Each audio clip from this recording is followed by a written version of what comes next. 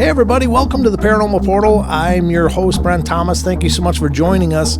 We got an exceptional show lined up for you guys today. I am welcoming Tony and Cherie Rathman, as well as Ron Yacovetti and Lourdes Gonzalez, who collectively have been pioneering and creating a new process of I.T.C, or Instrumental Transcommunication with spirits, called Staticom Project, and they are joining us today to talk about this, as well as I.T.C, and so we can learn a little bit more about what's going on here. And you guys are going to get to hear some of the samples of what they've been doing and the incredible results they're getting. So without further ado, let's get to it. Welcome to the show, everybody. Thank you guys so much for joining me. Thank you. Hi, Brent. Thank you. Thank you for having us. Oh, it's absolutely my pleasure. And this is kind of in a lot of ways, a revolutionary first for the Paranormal Portal, because oftentimes I speak to experiencers and authors, other hosts, and I know that you all have, varied backgrounds in all of that. But it's really exciting to me to talk to you guys in terms of creating a brand new process in order to achieve communication with spirits and potentially other entities that we just don't understand. And so I guess first off, if you guys wouldn't mind, Tony and Cherie, could you give us a little bit of your background and what led you to where you are? Sure. Well, do you want to tell the story? Well, we started actually as a paranormal investigators, husband and wife. So that was probably 12 years. 14. Oh, no. And then for the rest of the year is when you become an I.T.C, builder or researcher. So I think you should explain more. All right. Well, my father was a physics, chemistry, and physical science teacher. So I didn't really give any attention to paranormal, spirits, disembodied consciousness. It just never really crossed my mind. Maybe a little bit here and there, but wasn't a normal subject matter. When I met my wife, I noticed she started watching the paranormal shows when they first came out, and she was absolutely fascinated with them. She'd always get me to try to come and watch. Oh, you got to watch this. This is fascinating. I'd watch about 2 minutes of it, get up and be like, no, this isn't real. This is for entertainment only. None of this exists. And then she tricked me on Valentine's Day in 2010. I tricked you. It was Valentine's Day weekend coming up, 2010. And I said, what do you want to do? We'd usually go to a hotel, hang out, swim. She goes, I want to do something different this year. I said, okay, what do you want to do? She said, I want to go ghost hunting. And I was just like, oh my God. But I had two choices. I could take her, or I could have her mad at me until next Valentine's Day. So I took her and, played along. She had a great time, and that was all that really mattered to me. But when she got the stuff home and started going through it, the videos, the pictures, the audio recordings, I was blown away. And that's why we specializes with EVPs, because of that when we started. Correct. And so we tried to debunk it, couldn't do it. So I said, let's just go back. I probably spent 2 months trying to give rational explanation to where this stuff was coming from. Couldn't do it. So we went back. I thought, okay, maybe there's air vents that voice was coming through, or weird lighting causing what looked like strange objects in photos. Well, we came back with even more evidence, and that's when it started. It's never stopped, continued to grow. But like Cherie said, I was fascinated with EVPs because out of all the paranormal equipment that's out there, I could get more information from the EVP than I could any other device, whether a light was flashing or, whatever the equipment did, read some reading within the environment. I could tell even before listening to the message, whether it was male or female, whether it was an adult or a child. I could tell if there was an accent or a territorial dialect in the way they spoke. I could tell their mood, whether they were happy, sad, upset, angry. That to me was unbeatable. So we began to focus on EVP. Then we focused on spirit boxes in the I.T.C realm. And then today we teamed up with Ron and Lourdes to take DRV into Staticom. Yes. Yeah, that's incredible. And And please, Ron and Lourdes, if you guys could do the same. We could.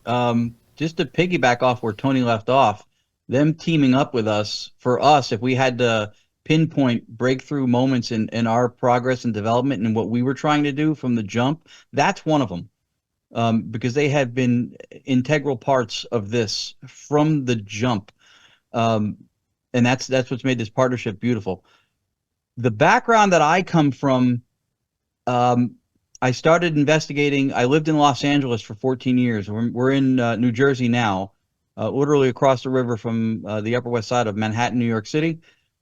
And when I was out there at the time, the person I was seeing, when I had gotten separated, was not into the same shows I was. We couldn't agree on what to watch. 8,000 cable channels, and we just couldn't pick something. And then we agreed on something paranormal. I was like, oh, started watching it. A lot of the shows, Ghost Adventures, had been going to locations in Southern California, close to where we lived.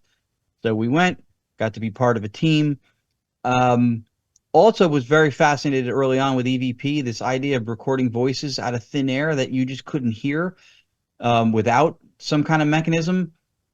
But I had what I call the Chad moment, which, if you know Chad Lindbergh from Fast and the Furious, and he did a show with John L. Tenney. I never remember the name of the show. He was with us. It was the late Debbie Constantino, Glen Tavern Inn, Santa Paula, third floor, 30 people, Spirit Box SB7 session. Everybody intros themselves, last two people. Then Chad goes, and hello, spirits. My name is Chad.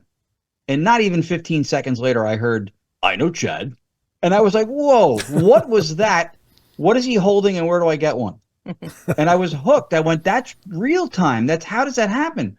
So I was enamored. I was fascinated. I was like, all right. And then I got into it, and I went through the same routes. I bought what was commercially available, commercially made, synonymous with I.T.C, which was sweeping ghost boxes or spirit boxes. And I was sucked in immediately to the fact that this real-time thing was even a possibility. People studied it. Flash forward, I am, unlike Tony, not your handyman tools, able to build stuff. If I was soldering things, I would be high-fiving you with fewer fingers. So I don't do it. But I did want to contribute and dive further in some way into instrumental transcommunication because I was fascinated with it. I came across the workings of Dr. Annabella Cardoso in Spain, who of the pioneers who put EVP and I.T.C on the map, period. Despite popular belief from the American ghost hunting crowd, it's not Frank Sumption and the Frank's box. Before that was direct radio voice, which came out of EVP research. Konstantin Radove, the father of direct radio voice, Friedrich Jurgensen, Marcello Bacci in Italy, who made it most famous. So Dr. Cardoso sat with those people. I read her books. She was approachable. I reached out. She kind of mentored me into this. I would ask her questions to this day. Tony and I still talk to her. I made sure she met him. And so through that, we resurrected direct radio voice. And then we were fascinated with when we saw like Marcello Bacci getting full sentences, dialogue, like we're talking out of an old vacuum tube radio. So this idea that technology was the forefront of I.T.C got a little bit supplanted for me seeing that. And then I looked at her, I went, I don't know how nobody's doing this. It's not on TV, which is the answer. So we sat in front of a boombox world band radio listening to static. And then we tried heterodyning frequencies, mixing them, using tone generators, and you name it. We tried a variety of things to try to add noise, signal, whatever.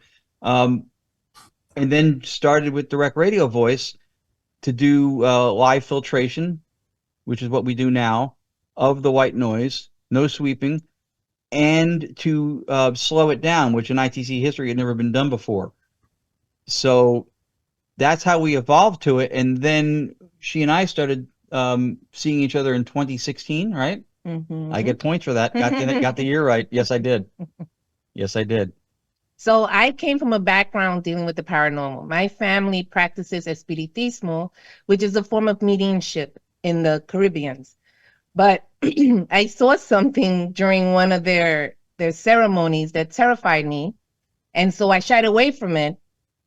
Although I would experience paranormal moments, I wouldn't dismiss them because I knew that they were real, but I still was hesitant to really dive into it. And then I met him in 2016, like he said, and what fascinated me the most was getting EVPs out of thin air in the digital recorder. I loved the ghost boxes and the spirit boxes. They were cool, but that was really my main focus. I loved that. So when we started messing around with direct radio voice, having it in a barren channel and just with white noise, and we started getting voices, that fascinated me. That got me hooked. And then it evolved to Staticom and Tony and Cherie joining us. So that's my background. No, that's wonderful. And I think the I.T.C. to me is exceptionally exciting because, as we were discussing before the shows, I mean, the ramifications of making meaningful contact with people that might have passed by, passed through, or, or even other potential entities that maybe were never human, and I understand that some people may be like, well, that must be bad. And not necessarily. I think the universe is a huge place and it's energetic. The universe is energetic. And so it's not too much of a reach, I wouldn't think, that some intelligences may have developed in a more energetic fashion rather than a physical fashion. And that's probably within the scope of reality. But the ramifications of being able to exchange knowledge and to have communication, to me, it's like, getting a person on the moon, Would you guys agree? Oh yeah, definitely. Yeah. Yeah. It's fascinating to be able to dialogue with something that you cannot see. Yes. Honestly. Something, someone. Yeah. And we also, the four of us, besides the Staticom method that's unique to us, we also have a philosophy of mind, an idea called Analytic idealism, which supports a reality that makes what we do natural, not supernatural. Right. So when you mentioned reality a minute ago, that kind of got my attention because that's part of the foundation for why we think the stuff that we do, the stuff that mediums do, why a lot of this stuff is possible. Right. And I think the reason why the paranormalists of today loses the argument when they try to argue this with cynics or people who are throwing applied science at them is because we're paradoxically trying to defy and adhere to the laws of physical science at the same time. Mm-hmm. It's paranormal. It's outside the measurable norm. And then we try to explain it by cramming it back into that. Right. And that's a losing game. Right. Because most people are working on the foundation of physicalism, but we're not. We're under the foundation of analytic idealism. And to basically give a breakdown of that, it basically just says that analytical idealism basically says that the one known factor in the universe is consciousness, whether that be individual consciousness in each individual or that of the collective consciousness or the universal consciousness, which it returns to after the human physical form.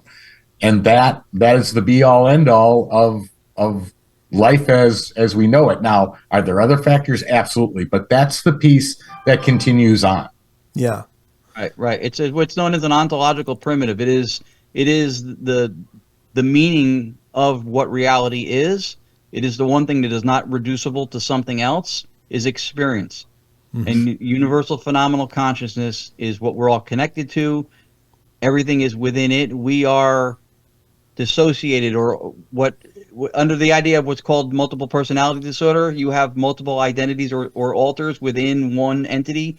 We are that to universal phenomenal consciousness. We are alters or each individual identities within a greater consciousness. So when you have dissociation, when we die, you have a reassimilation back into mind at large. So a lot of the stuff or the entities that we feel like we're communicating with are already reassimilated back into that. But that reality allows for I.T.C, for mediumship, for psychometry, for a lot of the things that people say that they experience without having to come up with some grandiose, mystical, woo-woo explanation. We're trying to make this something that applied sciences, physical sciences, physicalism can measure, because you can't. But it doesn't mean it doesn't happen. All we can know in reality ever is experience. Right. I have to comment on that too, and I think you guys are absolutely dead on with that. And there's a hubris that comes with the title science, and it's taking into a consideration by those that adhere to it that science is complete, science is finished, and it's an established authority. But science is always expanding and evolving, and it's like we don't know so much, and we're just starting to crack the the surface of the truth of things. And that's why we're trying to instill an idea of a philosophy as a substrate for all of this stuff, because science speaks to models and predicts behaviors of reality. Mm-hmm. It doesn't tell you what it is. It speaks to what it might do. It doesn't define what it is. Philosophy looks to do that. And because there's an absence of philosophy, we have this neo-priesthood of science where people think that these are like infallible oracles, and when they put their stamp on something or speak to something, it's just beyond question. But if there's a bias that's involved, and we all have them, then you're not getting it. I almost think you can't really get an objective opinion or take, because we have subjective experience by nature. So it's hard to have objectivity is almost a red herring to say that it exists. But that's the idea, is that they feel like they're giving you numbers, data, statistics, and that's objective, non-biased information that you can't refute. But the numbers and measurements are what gives you physicality. Without measurements, you have nothing physical, and you can't measure unless you perceive. So experience comes first. Yeah, absolutely. And you would think that, since we're discussing the concepts of science, and I'm by no means a scientist. In fact, after we're done recording, I'm going to have to look up a lot of the words you used. I'm just joking. That was a joke. But I'm going to too. But what does occur to me is that that in order to truly look at things in the purest scientific vision, it should allow for all possibilities until they can be definitively ruled out. And we don't have the science to rule them out. So the dismissiveness of the academics or traditional Western thinking, I think, it's is scientism. Yeah, exactly. It is. It's scientific. It's not scientific. Science is a method of inquiry. It's not an ideology. Very, very true. I like that. That's well said. And now, in order to, I guess, I'd like to discuss some of the other forms of I.T.C. that we've been kind of referencing, but how do they differ? And eventually, let's get to Staticom and how is it different from all of the other ones? Well, I mean, I.T.C. or Instrumental Transcommunication is basically using a third-party device to capture the communication. So even doing EVPs or electronic voice phenomena, where you take a recorder, you set it down, you ask questions, and then you review it later, which is why EVP recording is called record and review. But you're using a third-party device to capture it, an electronic third-party device. So that's one form. The second form is what the term I.T.C. was really created to speak to, when it was meant to be two-way communication. Whereas if you're doing EVP, you probably go home, review it, maybe you hear the answers then, but you've already left. So whatever answers you received didn't facilitate the ongoing communication. I.T.C. was designed for two-way.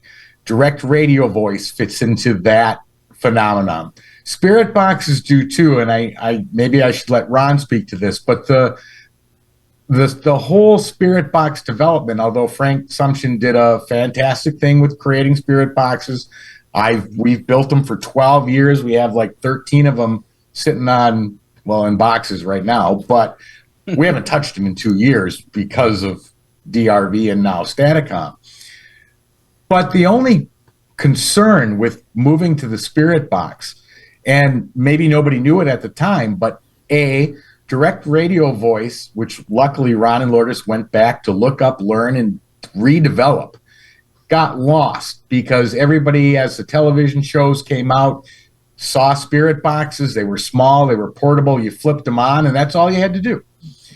And they saw responses come through, and so it took off, especially here in the Americas. But the difference between a spirit box and direct radio voice was the length of the answers. When we saw Ron and Lourdes use it for the first time, he was getting full sentences. And we believe some of the fallback or drawback that came from the spirit box development was that, and again, this is still kind of theory on our part, but it all fits together, is that the premise behind a spirit box is that a spirit would use the fragments of speech as it scanned through various radio stations, and then they would readjust it or whatever to turn it into whatever sentence they wanted to say. We can tell you today, now only using broadband white noise, is that the radio sweep does nothing but break up their communication. That's why you'd get a word or two at most, and then it would go away. Isn't that called stochastic resonance? That is very good. That's great it. call. Yes, and I'll let Ron explain how we believe stochastic resonance works with what we do. That's absolutely correct. That is what it is. White noise, all the frequencies we can hear, 20 hertz to 20,000. Something enters into it, vibrates at the same level, same frequency. Then you get amplitude through the resonance, but the rest of the white noise stays at a spectral frequency of 1, and there's no variance other than that. And then what we do with Staticom filtering in real time is we lop off that bottom layer of noise floor, leaving only for the final product what is the vocals that have pushed through or that came through enough through resonance, sometimes inverse stochastic resonance. And I will tell you, and she should explain it, that when I arrived at the idea of stochastic resonance as maybe being what it was, and then I bounced it off Tony and Cherie, and they agreed, it was something that she noticed, and it was from spirit box use with regards to the vocals coming through. And when she said it, and I'll let her tell it now, but when she said it, I was like, whoa, like it was a light bulb moment for me, and went, wait a minute. Because I noticed when I heard responses on spirit boxes and ghost boxes, it was never within the suite. And I know people would hear responses within the suite, but I would notice, I was like, that's the end of a song, that's this, that's that. But when I heard the voices, because they do work, they were either below the suite, like you can hear it very low, or really loud, and it would sometimes replace that noise because it was so loud. And I mentioned that to him, and we kind of, and it's a theory, but we believe that they're using the white noise, and that's why you hear those responses like that, and how it resonates. That's why it's either below or above the sweep, and that's why the messages are short, because it's in sweeping. And we know from earlier pioneers that when spirits speak, when voices come in, they come in faster than our human ears can detect it. So if you're sweeping, it almost makes no sense to sweep, because they're coming in most of the time they're coming in faster than we can detect it anyway. Yes, and faster than the human vocal tract is capable of speaking. She by trade is a court reporter, so she listens to people testifying. She gets paid by the state of New York. Different speeds, cadences, accents, people talking over each other from a distance near the microphone. So when audio engineers speak to how audio behaves and how you produce sound, I understand and respect it. But when someone who has a linguistic background listening and identifying speech says otherwise, I'm going with the court reporter. I literally, what I do for the living, I do for the dead, pretty much, because now we're not in the courtrooms anymore, and I got to listen to audio. Now everything is recorded, so now I got to listen to the audio. So I do that for a living, and then I also do it for the dead too. Yeah. A big thing that Tony said that may, to the casual listener, come across as just something explanatory that he was saying as part of something else, but should not get lost, is that when you have a brilliant ghost box builder, which is what he is, and they say the words, I haven't turned one on in 2 years because, that's powerful. Yeah. He knows them, he builds them, he makes quiet ones that were good. He's not using them anymore. That speaks to the efficacy and the impact of what Staticom and direct radio voice before that has done. Because if he wants to elaborate on it, he can. But when he says that, I feel like that's something to punctuate, not to just get lost in conversation, because he knows the inner workings. He built great ones, and he doesn't touch them anymore. Well, one of the things that Ron brought up, and this was probably our second or third operating experience, and this was still direct radio voice at the time. We hadn't turned it to Staticom yet. But for years, we'd build spirit boxes and we'd take them out, take them to locations or wherever we were going to investigate. And I would ask question after question after question, hoping to get some sort of vocal response with timing and relevance that gave me an intelligent answer to what I was asking. But it was literally me 80% of the time. Are there any spirits here? Do you want to communicate? You know, whatever questions I was asking. When I flipped on direct radio voice, and like I said, it's probably the third, maybe fourth time we were using it, I hadn't even said anything yet. And they were asking me questions. I was the one answering. That blew me away. Yeah. He called me. He called me. He got interrogated. To tell me this. He goes, something happened that's never happened to me before. I went, what? He said, they asked me questions the same way you just said it now. And I was like, what, really? And he was over the moon with it. And I get it, because that's I think everybody's experience is that usually does not happen with normal means or usual means of I.T.C. Not to my knowledge. If it does, we don't claim to know every experience anybody has with every device out there. But it's rare enough that a guy who built them and used them for 12 years experienced it for the first time. Now, do you find that in your conversations you guys have had, that the spirits understand this process? Do they understand what's happening, or is it to them like, where's that coming from? How can I hear, and how can they hear me? What is your take on that?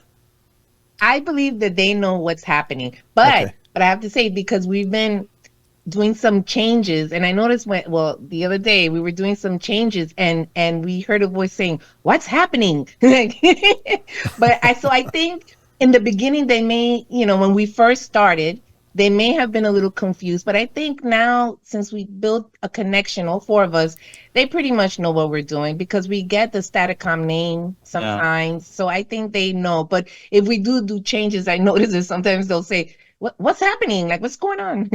We think we're contacting or communicating with consciousness, and some of it could be people who reassimilated back in the universal phenomenal consciousness. So their memories and who they identified to be and all that stuff goes with them. They don't have personal agency anymore. They're not in the body making decisions.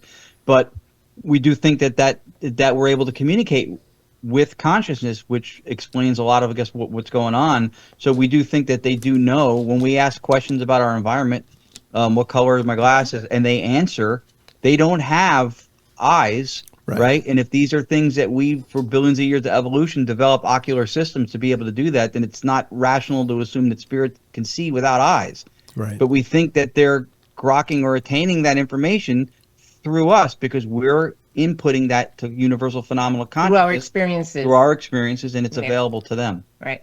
Yeah, I think all for me too, or I know for everybody, the spirit knows that this method is coming. And actually, when we're also doing session, Tony will ask help from them, and they will respond to Tony. Like, for example, like, hey, can you help us tune in this? And they will say left, right, or up, down. Wow. So or leave it. Yeah, they would give information as to what adjustments in which direction. But just to back up a little bit, when we first started using this communication method, or DRV at that time, I remember hearing them say, he can hear us. We think he can hear us. And I said, yeah, I can hear you. See, he can hear us. So there was a level. We're not there anymore, because this was 2 years ago or a year and a half ago or whatever it was. But there was an adjustment period for them to assimilate that, oh my gosh, they can hear me speak. And then, we've got ones where somebody said something, I repeated what he said, and he said, oh my gosh, he heard me. He goes, I'm scared when I speak, because it was almost like spiritual wiretapping, where sometimes we'd turn it on and they weren't speaking to us, they were speaking to each other, but we could hear it all. That's amazing. And it's fascinating because when we first started, we had the same experience. They were like, they can hear us. That's exactly. But at this point, I think they know what we're doing.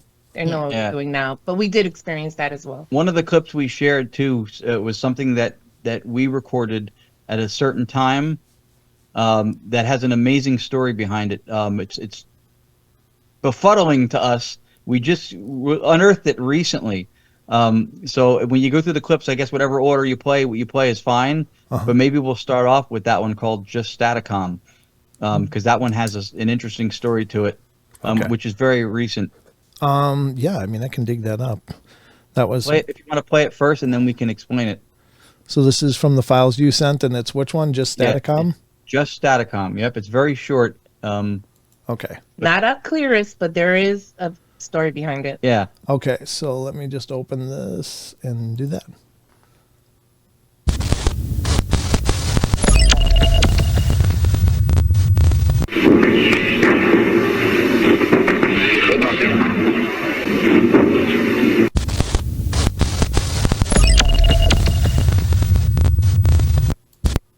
Okay, so what did we just see there? Did you hear it? We didn't hear anything. Okay, yeah, I mean, I heard it. Okay, did you hear the word Staticom? Yeah. Okay. And it appears on the screen as well, but... Perfect. All right, so here's what happened. Lourdes and I were sitting down having dinner within the last week or so, and we're watching Tony appeared on a podcast talking about Staticom and the philosophy and everything, and as always, fantastic job. We both could listen to him and Cherie speak for hours. They're awesome at it.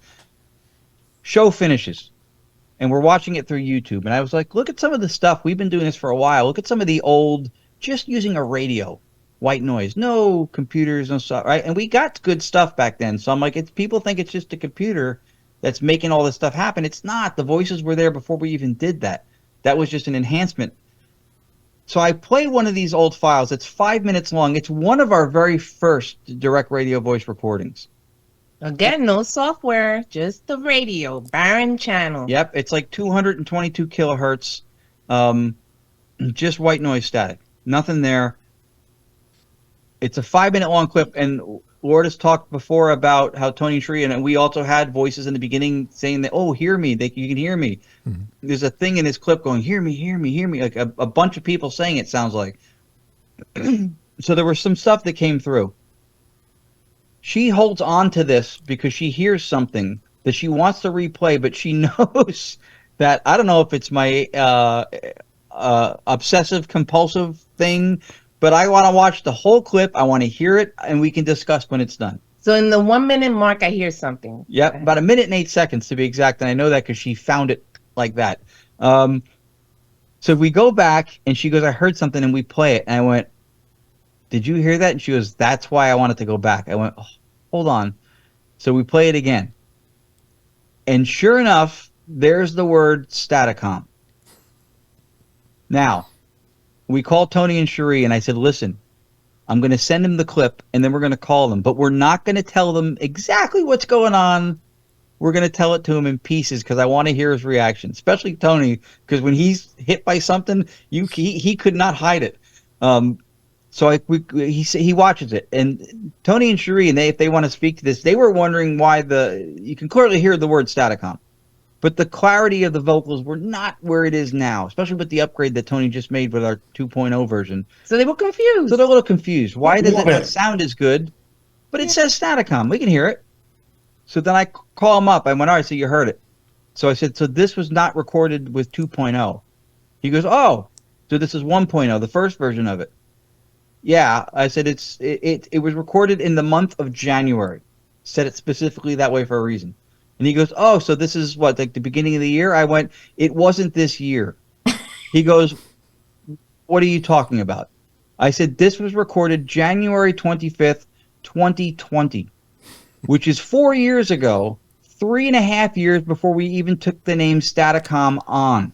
Right. And he goes, are you shitting me? I went, I wish I was. Really? No. Wow. So, I don't know, Tony, if you want to tell this part of the story of where the name came from. Yeah. So Ron and I started, I said, you're kidding me. This was 4 years ago. How is that even possible? And Ron said to me, well, the only way that, based on our whole philosophy of how thoughts get put out into the universal consciousness, he said, let's check with the gentleman, because this name was actually produced by somebody else in the I.T.C field arena. And when he heard what we were doing, and we had removed the radio from it, I asked him, I said, can we use that name? And he said, yeah. So we reached out to him, or Ron did actually, and said, hey, just out of curiosity, when did you come up with this name? And what did he say, 10 or 12 years ago? 10 or 12 years ago, because we were trying to establish if somebody had conceived it and it was part of their thought processes and experience, and then that would be part of universal phenomenal consciousness for it to come back to us when it was recognized as the same thing. Right, the same process, right, of you listening to white noise. Right, because his process at the time, he was messing around with white noise. That's Correct. exactly what he was doing. And he came up with the name Staticom 10, 12 years earlier. Then we started messing with white noise. And so the name had to have existed before we started working with it. And Before we didn't even, We don't even know them. we knew of them, but we Yeah, didn't but- know them. We didn't know you personally in 2020. Right. We didn't even know each other that way. Nope. Yeah. That's amazing. So there's your definition of the time-space as a construct that we made that may not really exist in reality as it is out there, because that name 10, 12 years ago was conceived. We did something that sounds like it, and then it came out. And if she hadn't heard it, again, court reporter, I was shocked. How she Yeah, but you heard want it. to hear. It was in the 1 minute mark. I said, now I got to hold on until he finishes because he's not going to let me speak. So I'm going to have to wait here for 4 minutes before I can tell him. And so be it. That's what happened. Yeah, the whole non-Euclidean space-time is just a mind blower, isn't it? That's crazy. Wow. Absolutely. It's just amazing. I just covered that a little bit on my last podcast episode, and it was just like such an incredible discussion. And I'm fully on board with that. I think that, time is our perception of the universe, and that, perhaps it all exists, everything all at once, and it's our awareness that changes. So fascinating. Right. Yeah. Well, fascinating. Even time and space are things that we experience, right? And experiences happen within consciousness, not outside of consciousness. So still, as your primacy for reality, consciousness, right? Universal phenomenal consciousness, mentation, because it's not the scaffolding for consciousness, it's within it. Yeah. Right. That's And When time- this happened, good. Time's a human construct. Yeah. Great You know, take. absolutely. Yep. we also with this method we looked at, and this is what I love about the partnership we have. You want to work with people who have integrity, who, if you're not in the room with them, you trust their process. We have that. We're in New Jersey, they're in Arizona. Tony calls and tells me something, Cherie calls and tells me something. There is not a question in my mind that this is legitimately vetted, that they know what they're looking at and talking about. And that's important to us because I.T.C comes with its hangups. We were talking before the show a little bit with you. There's two main criticisms I.T.C gets. The first one is radio bleed through or leakage. Lourdes kind of spoke to it a moment ago as well. So we ruled that out by taking the radio out, and we now source the white noise from a generator. There are two instances that led to that, and I would love Tony to tell that part of it in a moment. Why we source the white noise differently now, and we use generators that make it in real time. So that takes the radio bleed through out of the equation. You're not picking up radio voices. We cannot receive a signal. We cannot record with the method closed circuit. Excuse me. The other thing that I.T.C gets a lot is that you're getting warbles and artifacts of sound, and you're interpreting those to be words because white noise is random, and in randomness, we can always discern patterns. So, first of all, when somebody says that we can discern patterns, they're appealing to our intellect. That's what we do. That's how we cognitively communicate. We acknowledge and recognize patterns and sounds that form words and thoughts and sentences with coherence. We don't hear the cat meow and go, oh, he wants the keys to the car again. That doesn't happen, right? So there is something to that part of it. The other thing is that it's such a dismissive thing when they say that it's random. White noise is not fundamentally random. It's influenced by quantum fields, electromagnetic fields, charged particles, ions from the sun. There's a variety of things that are going on that we can't measure at the time. So it's not random to say that dismissively. What it is, it's computationally irreducible. We can't calculate it at the moment, but it's not random. Okay. And when what we get sounds like speech, it's identified as speech by a court reporter, and everybody else in the room. And everybody else in the room, then we feel that it is in fact not random, but deterministic and very identifiable. Yeah, that's fascinating. Now, just out of curiosity, and I don't pretend to know much about your process using a generator and stuff, but is white noise generally stuck like in a fixed frequency range, or are you creating white noise at certain hertz and up and down, or are you finding that you generally get more response within a certain range of white noise versus other ranges? And I'm not asking for proprietary information here. So if that's getting too close to anything, by all means. Not at all. Okay. Tony has the best explanation of it. Well, broadband white noise literally consists of every frequency the human ear can hear. Okay. So it ranges from 20 hertz to 20,000 hertz or 20 kilohertz. We use the whole thing. The reason we use the whole thing is because people always ask, well, okay, if you're getting these voices, what frequency range are they coming in at? Mm-hmm. They are all over the boards. Okay. And even the same voice can be at one frequency during one statement and a completely different frequency at the next statement, but yet the voice sounds absolutely identical. Unless you were monitoring it, you wouldn't know the difference. But that's why we use 20 hertz to 20 kilohertz, the entire broadband spectrum. The reason we don't limit it is because A, you could be limiting out your response and not even know it, that you cut it out if you limited the frequency. But because we don't know what range they're going to come in with the broadband white noise due to stochastic resonance or inverse stochastic resonance, that voice becomes amplified. We can cut out the broadband white noise from it and just hear the actual voice. Oh, neat. Okay. And another question that I had that I wrote down, are you working generally with the same spirits, or are you noticing that different personalities are coming and going all the time? How does this work? Cherie, you got this one. Yeah, Cherie's nodding. She's got something. Well, to our experience, most of the time we have the same spirit, and sometimes we get different spirits, because whenever we go investigate and then we do the EVP session, we will get the same voice, same response, like, "Hi, Tony, I'm your friend." So we get that the same different location, same voice as well. Yeah, it'll vary for sure. Yeah. It depends on the day. It depends on the moods of the operator. It depends on what location you're in.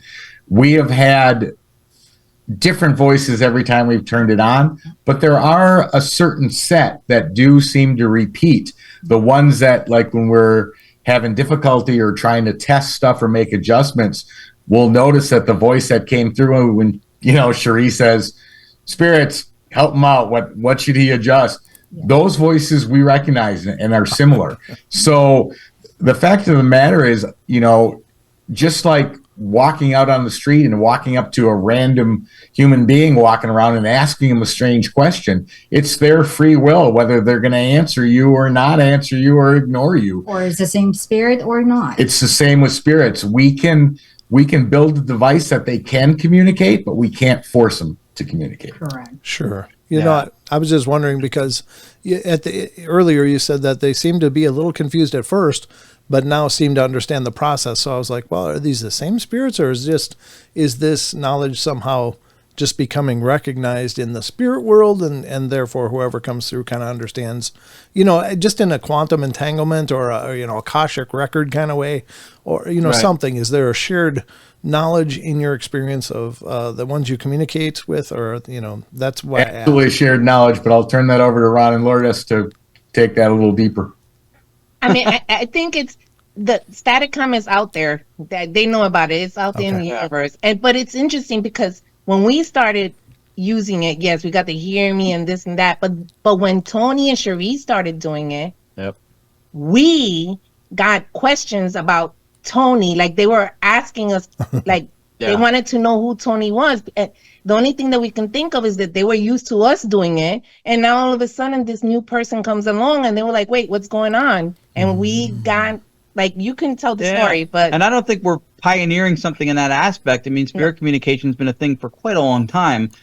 Direct radio voice, also, which predates the Frank's Box or any Ghost Box, goes back further. But I think when we brought it back, since not a lot of people were doing, I mean, there were people even into the 80s, Mark Macy out of Colorado. But for the most, and I think Marcello Bacci still at that point, Annabella Cardoso in Spain still does direct radio voice. But I think when we did it, it maybe hit the radar, so to speak, that it was new people or new entities that were connecting. more modernized because we filter it, which hasn't been done. That as far as we know, it hasn't been done. So that was a new aspect of it that they may not have understood in the beginning. That's true. Initially, not the case, and then a gentleman named Keith Clark from Paranormal.com introduced us to the software element of it to filter sound in real time.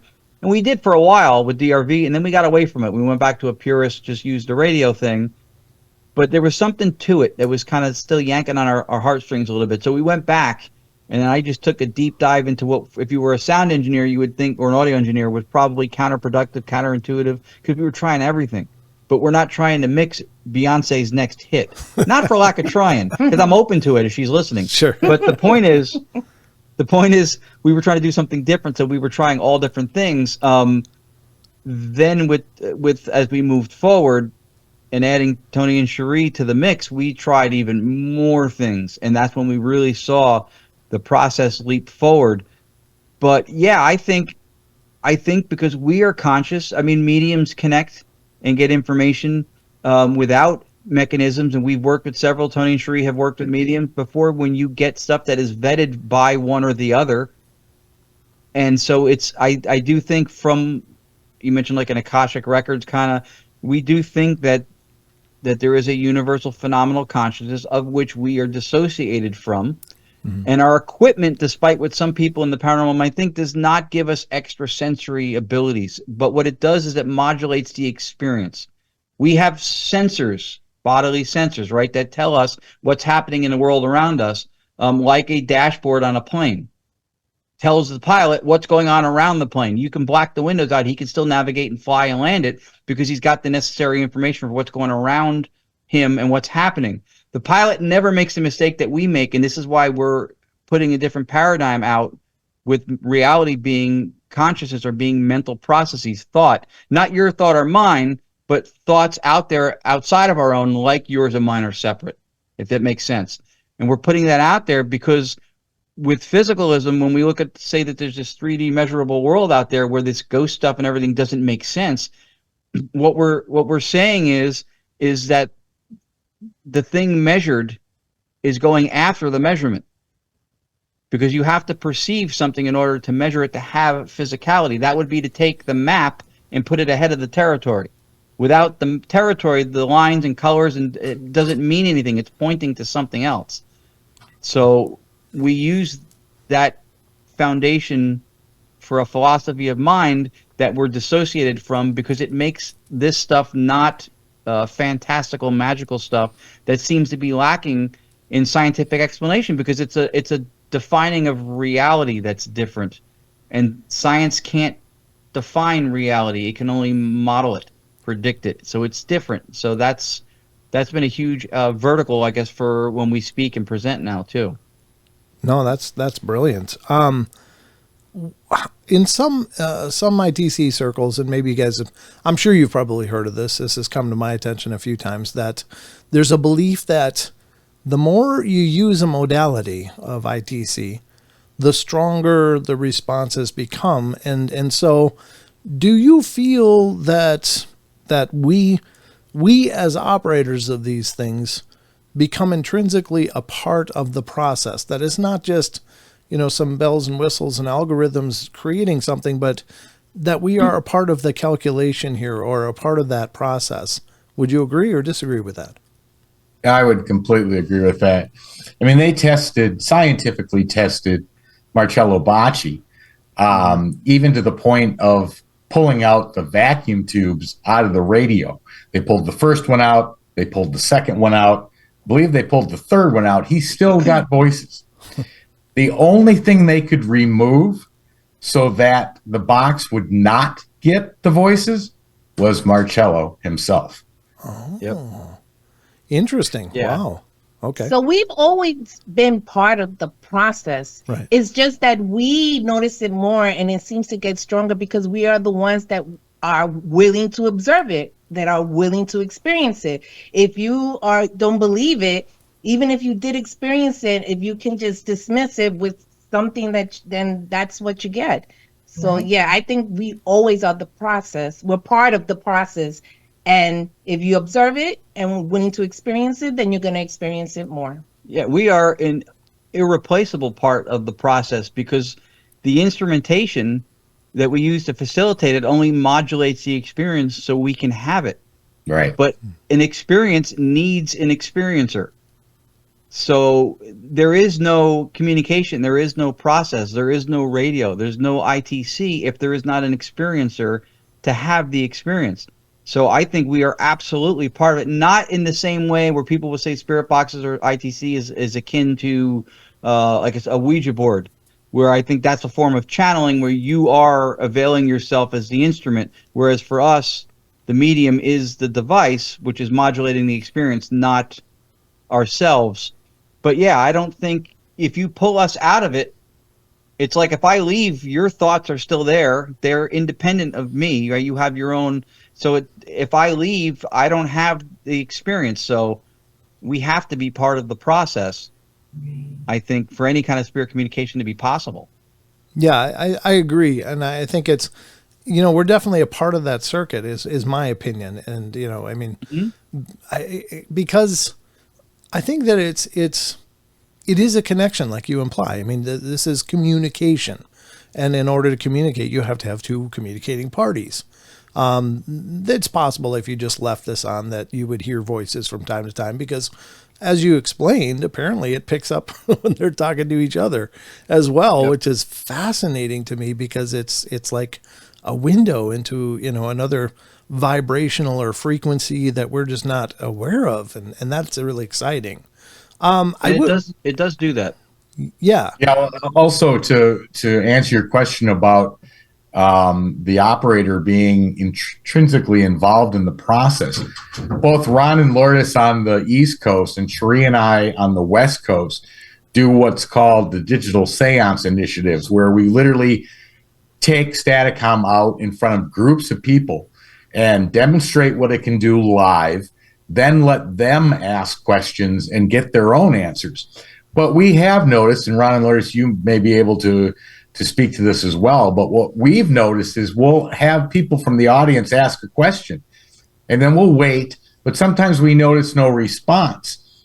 But if I ask their question for them, the response seems to come in almost immediately, versus it's almost like they didn't know if they should answer them. So the operator does play a huge effect in the process. Yeah. Right. Yeah, absolutely. We've seen both happen, but I do think that there's definitely something to what Tony's saying. I mean, when we were doing direct radio voice, when Tony and Cherie got on, I would say if somebody looked at the results they got it immediately and assumed that there was nothing to that, it would be foolish. Mm-hmm. You're talking about two people who had been doing spirit communication, especially I.T.C, for years, and with good intentions and with a genuine purpose, and so they were doing it for years. So the connection is not contingent upon the methodology, but it is upon the operator, I think, and the intent. The methodology is just part of what modulates the experience so we can have it. The intent is a big part of it, because talking about the Digital Science Initiative, one of the other things that we noticed that we weren't expecting was that when we would bring it out to people, people wanted to talk to their loved ones. And you know what? Some of them got responses from their loved ones, and they would say that it was life-changing for them, and it was a big moment for them.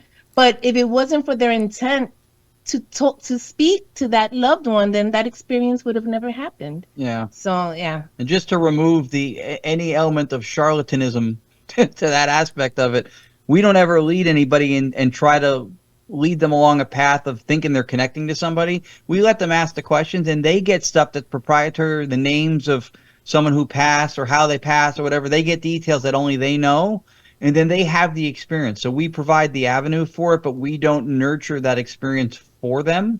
Right. If that makes sense, because we don't want to appear to be like we're trying to create some kind of a facade that's not genuine. Yeah, that's absolutely fascinating stuff. And one other thing I wanted to touch on, because, and this is something we've talked about before the show, that I'm interested in your takes on this, and this is the phone apps. There's a plethora of phone applications out there that I think are largely clones of each other for the most part. I think there's some more unique programs out there, maybe, and maybe some that are, I think most of them are just gimmicky and trying to suck people's wallets. But there seem to be a few out there that at least are made with good intentions. What is your take on these? And do you think that they too can be effective? Yeah, Tony, you can go on this first if you want. I have a short explanation on my take on apps, but I think you're going to get more detail from Tony on this. Well, there are ones that do seem to produce some results. The biggest concern, and I'm going to speak generally about apps as a whole, not to any specific ones. There are ones that we've used, we've gotten responses from them. But the first problem is not knowing what was put into the database, meaning the database that's producing the vocals or the consonants that are in there. And the problem is, without that very specific knowledge of knowing every piece of what's in there, it is physically impossible to determine if something came out of the word database or is paranormal. It's literally an absolute impossibility unless you've played it enough to realize the words are coming up, every 20 minutes or whatever the case is. And there are ones like that. Or if it's spitting out words left and right, none of them have any conjunction or relevance to each other. And there's a lot of devices out there like that. But the main concern is, again, based on what we've learned from our research and what's actually needed to produce vocals from disembodied consciousness, word banks aren't needed. Sweep is not needed. 99% of the mechanisms within the way apps are designed and work are not needed for spirit communication. The other problem with apps is that they are built usually quickly. They are built to get a couple of bucks off of each sale. And that, my personal opinion anyway, is that's the intent of it. Okay. And I've also experienced with apps. I seen some, and I don't remember which app, and honestly, I don't even remember the person, but they were in there typing away. I'm like, what are you doing? So they had gathered the information of the location and certain words they were putting in there, like they were cheating basically, but I guess they didn't realize that that's what they were doing because they were willing to tell me what it was that they were doing. They had gathered information and putting keywords in there. Yeah. And I was like, you can do that? Like, I didn't even know they can do that. Some apps you can do that. Yeah. I think also for me, it's kind of like an upgrade of Ovilus. Mm-hmm. Sometimes not even an upgrade, but yeah, Ovilus works off the same principle. It's, because Ovilus is just spitting words randomly, but when you're using the app, it's kind of like, they make it really nicely to sound like.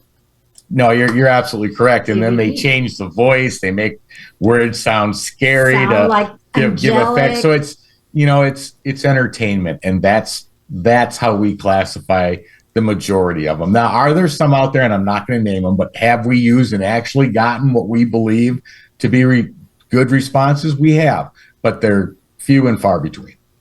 Yeah, I have a slightly completely in league with what they said. I don't disagree with one word they said. And when the guy who built ghost boxes, who knows the inner workings of mechanisms that use sounds, says that, again, I think that's something to listen. That's one of the things I love about what Tony and Cherie bring to the table, is they have experience with building in the inner workings of boxes that we don't. We understand, but they have practical application experience of it. One of the things that I will not gravitate towards apps for is because when we do anything, and people always, you'll hear scientific method and stuff thrown around a lot. If you know the idea of Occam's razor, the shortest amount of theoretical entities to explain something that makes sense, right? That seems to rationally have support. So if you look at what we do, it is, for I.T.C, the most parsimonious approach to take. There's white noise. We filter it. That's it. So it's got the fewest theoretical steps or entities within the process. I have, like Tony and Cherie and like Lourdes mentioned, I've seen apps produce words that had timing and relevance that seemed not, the person didn't say the answer in the question, so it seemed like it was genuinely a response. I don't think that they can't work. I don't also think that there is a magical app that has some kind of ability through the phone to do what other apps can't do, or connect to the other side. I think if they're able to somehow reach us, right, where we have this experience that's modulated by a piece of equipment that otherwise wouldn't be something our sensory input would detect, it wouldn't hit the dashboard, what we perceive, then it's just simply the fact that it's an experience that's being modulated by a mechanism. But the mechanism, the app itself is irrelevant. So it would be the phone. Right. And to go one step further under the idea of analytic idealism, where there is no physical world, everything physical that we measure and perceive is the representation of the thing out there, but not the thing in and of itself. Right? Like if you look an icon on your computer, you double click a folder, you open another folder, you double click a file, it opens a video. If you had to experience every aspect of that process, every line, every code, every extension, your head would explode. Your physical structure wouldn't be able to hold together. It would be, you're not able to, through perception, mirror the outside world in an exact way of how it perceives. So we get a representation of it the same way the computer gives you just as much as you need to represent, to get the process or the effect to experience something. So I don't think that there's an app that's capable of doing that.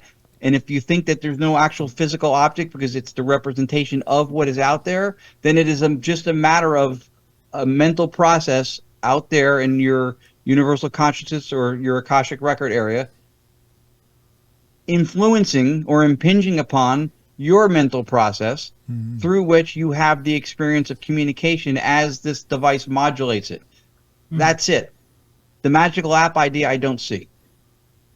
Oh, I like that. I think that's good. You know, you guys brought up the Ovilus, and one thing that's always puzzled me about this is that I don't know who created the first Ovilus, and it's not important, but of course everybody's heard of it if they're into watching any of the ghost shows. The Ovilus is everywhere and has been, and several versions of it, but they produce a device and say, if you use your energy, you can create words on this device.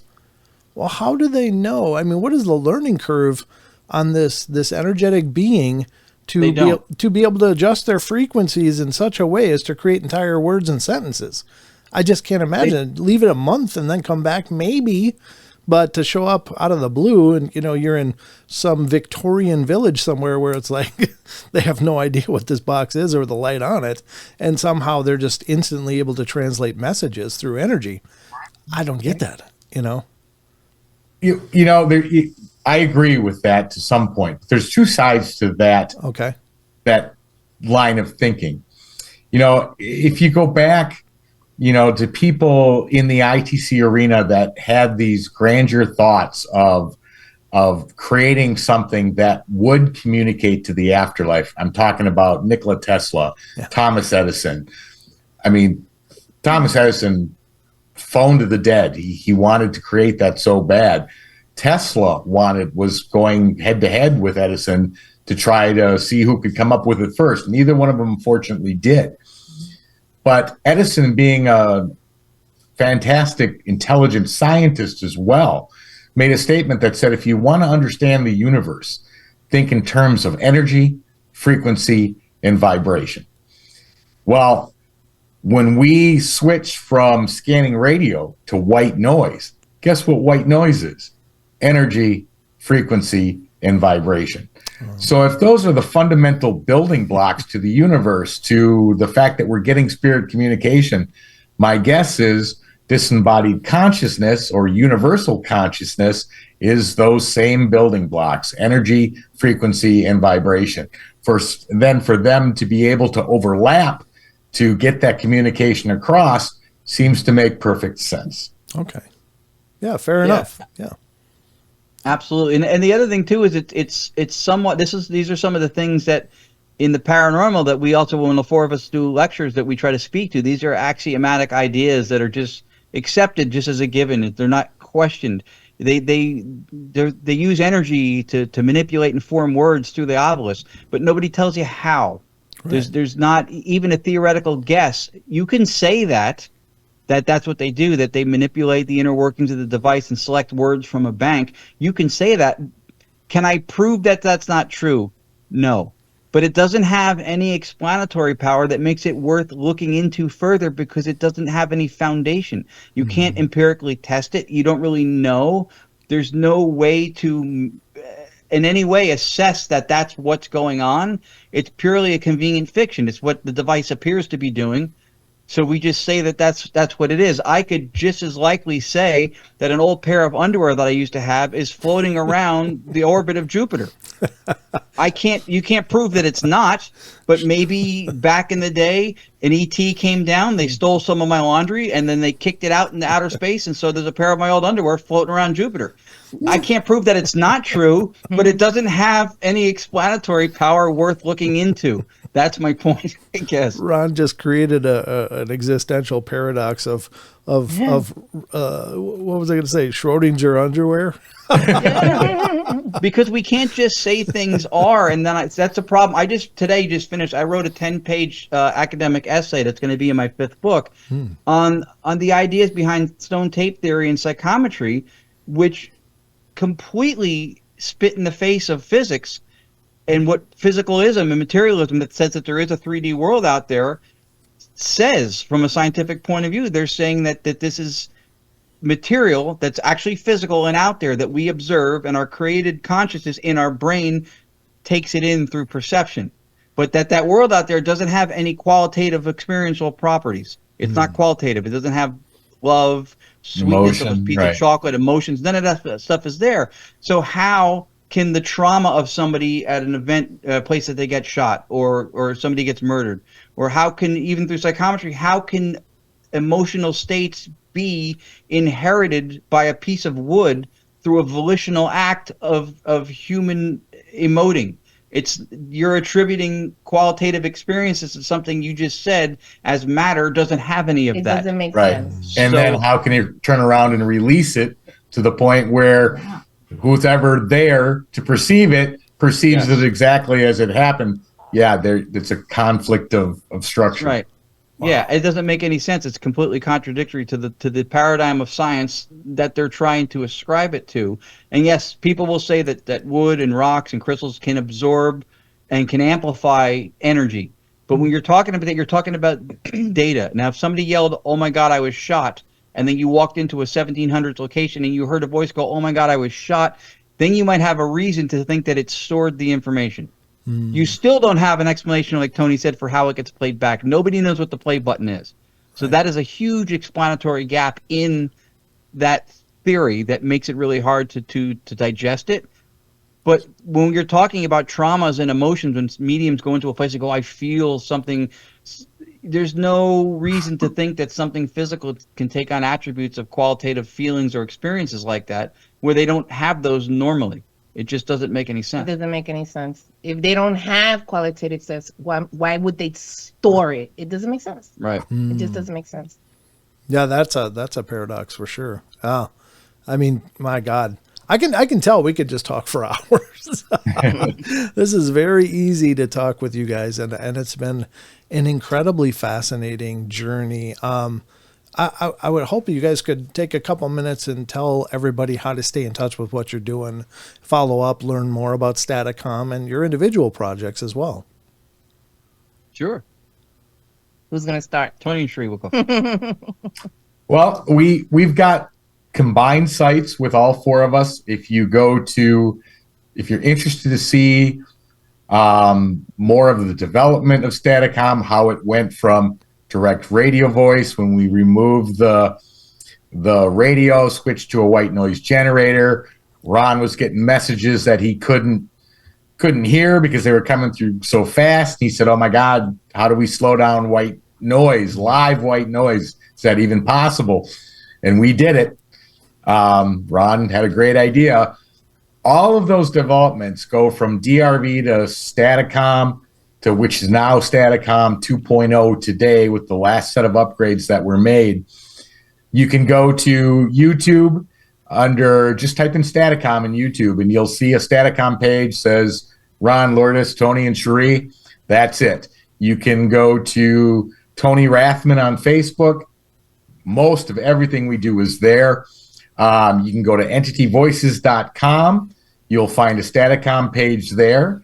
You can go to Gonyak Paranormal or Gonyak.com. Which one? No, GonyakParanormal.com. You got it. GonyakParanormal.com. They've got an entire Staticom section there. Their Facebook pages. Basically, if you go to Google and just type in Staticom, you'll get podcast after demonstration, clips off YouTube. That's probably the easiest way if you can't remember anything of the other URLs or anything we mentioned. Yeah, our website has a lot of events there that we're all doing. So if you are interested in seeing it for yourself, you go on one of the websites and it'll list the events that we're doing throughout the year. Right. That's amazing. And Ron, you mentioned your books. Where can people find those? Books 1 through 4 are. I know book 4 is available on Barnes & Noble and Amazon, but all 4 of them are on Amazon for sure. Okay. I think Barnes & Noble might be new to the table with this, so they have my 4th one. But the first 4 are all available on Amazon. Our Gonyak Paranormal site has a little Amazon A on it that takes you right to the author page, so you can find them. If you put my name in, you will also find them that way as well. And am I leaving anything out? Yeah. Well, the One only is in thing the we're works. The only thing we're leaving out is if somebody really wants to take a deep dive into Staticom, we have a 3-part docuseries out on Paraflix. It'll take up about 3 hours and 7 minutes of your life, but it is worth watching. Very cool. We broke it down though. Yeah, You broke it down. 3-episode docuseries. Yeah, which Tony orchestrated the editing and a lot of the producing on it, and it was really so well done. Thank you. It was a long journey to document, and I think he did a great job of representing it. We have testimonials from Dr. Annabella Cardoso, who is, I think, the last surviving of the old guard of the actual pioneers, not Right. from TV. Correct. Yes. Of EVP and I.T.C. For sure. Bloody Mary from New Orleans did a testimonial for it. We have Joshua Shaw, an audio engineer, did a testimonial for it. Anthony Simonelli from Queens. Keith Speakers Clark, Club, yeah. Keith Clark from paranormal.com. So we really had a lot of support with it. It was a lot of information, and Yeah. Tony did a great job doing the docuseries because it Thank was a you. lot of information. Yeah. And I guess the most natural question that I'm probably going to get bombarded with after this airs is, can people get this? Or is there a plan to make it available? I'll let you answer that, Ron. Hot potato. Thinking the same thing. So the answer to that is, at some point, we're thinking yes. There are logistical problems in selling this because it was not birthed with the idea of going to market. I think we mentioned this before the show, but Lourdes and I got into DRV purely out of research. We saw these people getting sentences and full conversations with white noise only, with a vacuum tube radio, and we were dying to know if we could replicate that, let alone try to expound or expand on what they were doing. So that was why we got into it. And then you take the Rathmans, who are now part of this, a huge part of where it's gone. There wouldn't be some of the developments to 2.0 we just upgraded to without them. They did it when they did I.T.C, even with boxes, purely for research, didn't sell anything. So none of us had any experience with taking something to market like this. And then the other logistical problem is a lot of the components we use within the computer part of it are proprietary. Some of them are not expensive, but we license some of them. So we can't sell somebody else's licensed product as an ingredient in what we make. So, and if we did, there would be thousands of licenses for given products under the names Rathman, Yacovetti, Gonzalez. So no, we're not doing that. Plus, Go ahead, Cherie. Sorry to interrupt. I think Go ahead. I think it will be hard if ever we're going to put it in market. There's a lot of stages, like you have to be patient. It's just hard. Too many things to learn about this method. It's not only one thing. So I think not unlike you buy a spirit box or any equipment, you just switch it on and that's it. It's gonna work like that. This one, it's not. You have to find the tune in order for you to get that clarity. It's just it's a method, not a device. Exactly. But the other concern, and Ron was probably going there, so if I cut you off, Ron, I apologize. No, go ahead. But there's 4 of us, and if we literally were to release this, we don't know the boundaries of Staticom. We want to continue the research on it.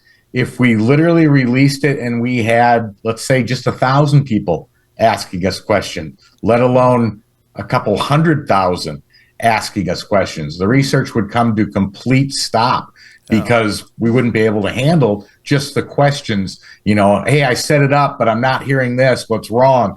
I mean, we could spend a lifetime just answering questions. So it's also that balance between if we are to release it and when we release it, how do we best do that? How do we best answer questions, but still be able to continue the research, which is what started this whole process to begin with. Yeah, he's spot on. We don't have the manpower or the human power to geek squad an entire community of people if they have any questions. And Cherie said it best. There is an onus of responsibility on the operator to figure some of this stuff out. It is not, people see the result, and just like a box, they want you to sell them the ability to have that result, but you don't just switch it on. What we may do when the time is right is we may sell like a consult. Mapping. Like a mapping. These are the components. This is the order they go. Each, like a PDF, each page has a component and all the settings, that we use to start it off at. They go in this order. Some FAQs for people who maybe, what about this, what about that, just trying to get ahead of it all. But so when Tony said he thinks he knows where I'm going, he was right. Because after that, with the FAQs would come the influx of all these questions. Hey, do you have a minute? And we would not be able to field all of those. And we would probably feel somewhat culpable for being able to help everybody because we sold it to them. Sure. And the thing is, with the mapping, once you have everything set up, you're still going to have to put in the work to adjust it. It's not going to automatically happen. Yeah. So the operator has an obligation, if they want to do it, to sit there and actually play with it and tune it, and it doesn't just magically happen just like that. Yeah. Well, I just know people are going to be excited to check this out. I mean, I'm excited. That was the first question I had for Tony when he reached out for me. I'm like, where can I get this? The first thing, and because we bring it out to the public. We bring it out with the Digital Seance Initiative events, which are like seances where the medium is Staticom. Tony and Cherie are doing some incredibly awesome Paracons coming up where they get to speak and present, and they join the Celebrity Ghost Hunt, 2 of which they are the celebrities. Oh, nice. We're doing the same thing on our side. We're doing some of the Paracons that ask us to come out. And that's kind of one of the cool things is that when people want to see it, a lot of times productions will call up and say, hey, send me one of your devices. I'll credit you for it. I want to put it in my production or my show. They have to bring our asses out now. Because it's Staticom, Static Ron, Static Lourdes, Static Cherie, and Static Tony. And that's the only way it works. So we're also part of that too. And we're both looking at a lot of opportunities to go places and share it and demonstrate it. And that's part of what's fun for us is interacting with the public, giving them those experiences, those moments of closure, which Marcello Abbacci made direct radio voice famous for. Yeah. Right. Giving people these moments of closure, this the solace of thinking they connected with a loved one or having that experience. So it's awesome we get to do that. I wouldn't want to just sell that off necessarily. Sure. No, well, and we understand the interest in it. Trust me, when I first saw it as DRV, and I was all over Ron, and I'm like, come on, explain to me how this is working and let me be part of this. And I so thankful that we did get to join them and brought Staticom where it is today. But we completely understand people wanting to try it, and we want that too. We want the paranormal community to be able to replicate what we're getting, maybe even make advances that we didn't think about, but literally to be able to say, oh my gosh, I tried it, it worked, listen to this. We do want that to happen. We're just not there quite yet. No. Yeah, Tony telling that story makes me realize that my moment to try to get one of his Evox Ghost Box out of him probably passed. I had my moment to apply pressure, guilt, sympathy. Come on! I didn't do it. I feel foolish now. Had you said that when I first saw DRV and said, tell you what, we'll let you in for the Evox, I would have been like, here, take it. About it. We're poking fun at the instance, but truth be told, for us, when they expressed an interest in working on it with us, it was a no-brainer. Yeah. They were treating us kindly. They were treating people in the field kindly. His work was brilliant. Her work was brilliant. They had a solid reputation. People like and respect them. He was doing stuff for research. He wasn't selling anything. Again, nothing against selling things, but the fact that he wasn't doing that, which was a very unique thing to us, also meant something. So it was good people who had a lot to offer, who wanted in. And to me, that was an opportunity for us, not an opportunity we were affording them. So we look at it differently, I guess, that way. We have all four of us benefit from all four of us being a part of it. Absolutely. We would not be where we are today if it wasn't for each and every one of the four you see in front of you now. Well, yeah. I'm thrilled you guys got together because what you've done is incredible. It's incredibly exciting, and I believe it could very well be the next big thing in furthering that communication gap and bridging the communication between us and what lies beyond. And I'm really excited about it. And I just want to thank you all for being here. This has been absolutely amazing and thought-provoking. And thank you guys for taking the time. Thank you for having us. Yeah, thank you very much for having us. This was wonderful. Well, yeah, we appreciate the opportunity to let us share our stories and our ideas behind what we're doing and what we're doing. And that's part of our goal, to make people think. They need to think, not necessarily believe everything and say, okay. I think people.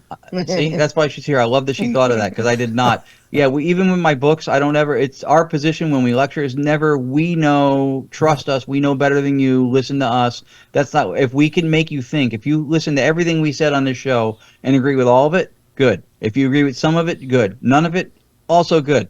Because then you're thinking about why you do or don't, and that's what we want to do, is just provoke thought. And if what we say sounds like it's the best or makes sense, then that's good. Then we've taught or shared something. And if it doesn't, it maybe leads you to what you think is better or more intelligent way to look at this stuff or define reality or whatever it is we spoke to. So that's great that you mentioned that we want to just have an impact by making people think and reassessing things and not just accepting these axiomatic things that get handed down through the paranormal without understanding or being able to explain or speak to it, other than that's just how it is. Well, it's been fascinating. And I was talking to Tony, and we're going to get you guys back on one of the live streams as well when our audience can ask questions as well and take part of the conversation. But thank you guys again. This has been a real pleasure. It's been an amazing honor to meet all four of you. And I really I had a ball talking with you guys tonight. Oh, thank Awesome. you again. So did we. Every time. So did we. Thank you. Yeah, we did.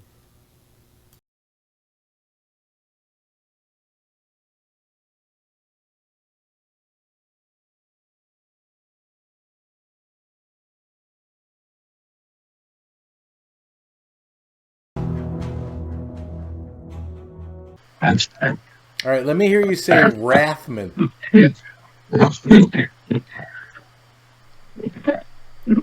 How about now, spirits? Can you say Staticom?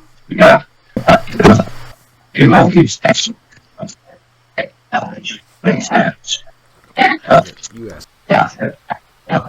How many spirits are with us right now? 300?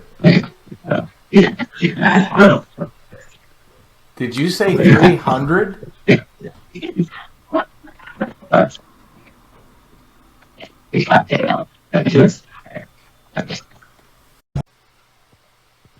Spirits, can you hear me?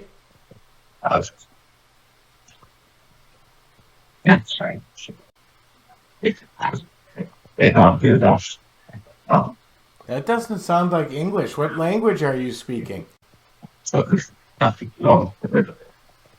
Turkish. You're speaking Turkish? I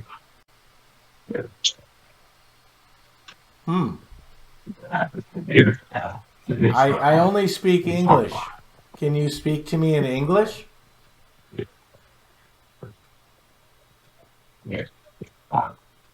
Yes, okay, thank you.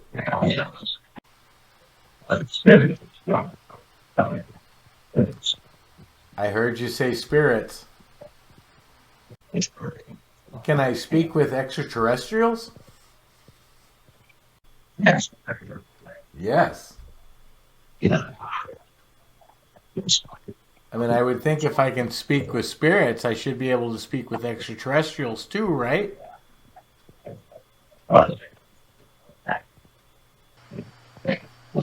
Is Ron running Staticom right now?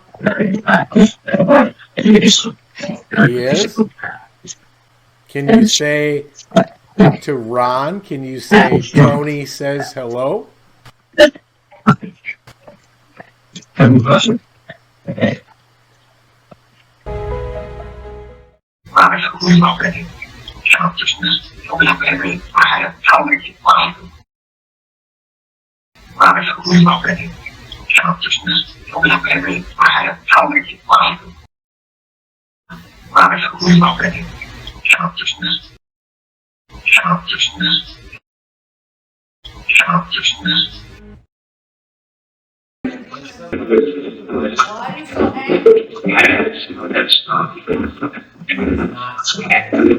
Not fair, I heard. You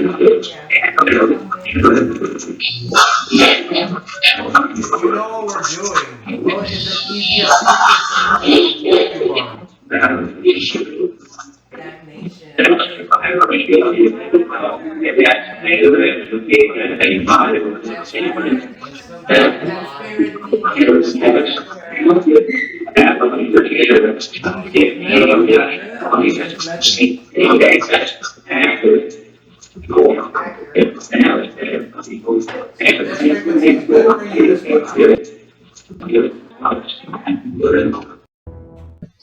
Can you guys hear us? We're able to now?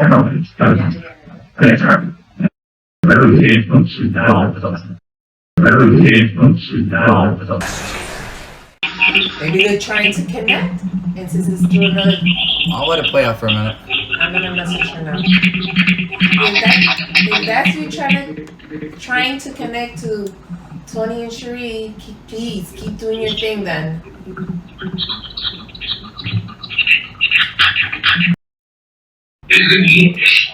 What happened here? What happened to us?